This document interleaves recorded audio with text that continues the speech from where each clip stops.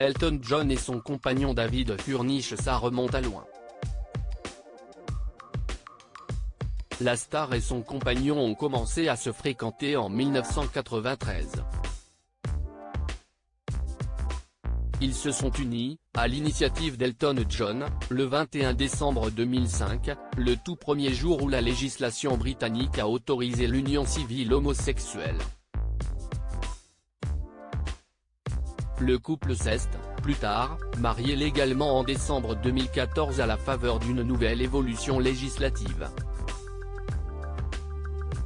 Né au Canada, à Toronto, dans une famille de 3 fils, David Furnish a fêté en octobre 2019 son 57e anniversaire. Il est de 16 ans le cadet de son époux Elton John. Son enfance a été chahutée ainsi qu'il le confiait en 2015 aux médias canadiens The Star, « J'ai vraiment été moqué et harcelé durant ma scolarité. »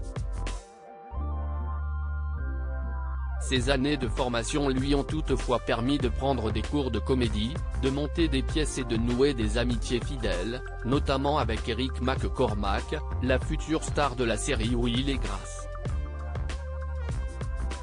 La révélation de son homosexualité à sa mère Gladys, une femme au foyer, est restée un souvenir particulièrement douloureux dans sa mémoire. À l'époque, l'épidémie de sida s'aggravait et était encore présentée comme une maladie liée à la communauté homosexuelle. David Furnish raconte à nos confrères, « Je me remémore ma mère me disant, je t'aime et te soutiens, mais je crains que tu t'engages dans une vie de tristesse, d'isolement, de préjugés et de maladie. » David Furnish, au sortir d'une formation universitaire qu'il avait en grande partie financée grâce à des jobs, a été engagé dans une grande agence de pub, Ogilvy & Mather.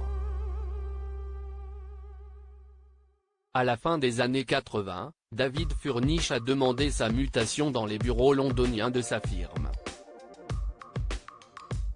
Officiellement, il s'agissait de décrocher un poste de directeur plus prestigieux, mais David Furnish expliquait aux stars l'envers du décor, « Je m'enfuyais parce que je devais faire mon coming out. Au moment où j'ai quitté Toronto, je vivais vraiment une double vie. Ça n'était pas la plus honnête, saine et heureuse manière de vivre sa vie. » CEST à Londres, en 1993, il a rencontré Elton John, alors qu'il accompagnait des amis conviés à une soirée chez le chanteur. Plus tard, David Furnish va faire de menues apparitions en tant qu'acteur, dans la série Une nounou d'enfer notamment ou réaliser un documentaire télé sur son amoureux, Tantrum et Tiara. Mais l'essentiel de sa seconde carrière après la pub se déroulera dans la production cinéma. En 1996, il prendra la co-direction de Rocket Pictures, une firme de production créée par Elton John.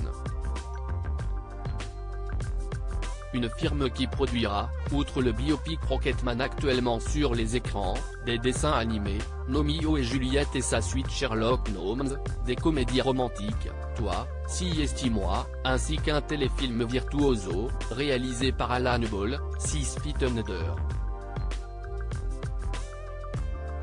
David Furnish est par ailleurs le président de la Elton John AIDS Foundation, créée en 1992, qui lutte pour la prévention contre le sida. David Furnish et Elton John élèvent 2 fils qui l'ont eu grâce à une mère porteuse américaine.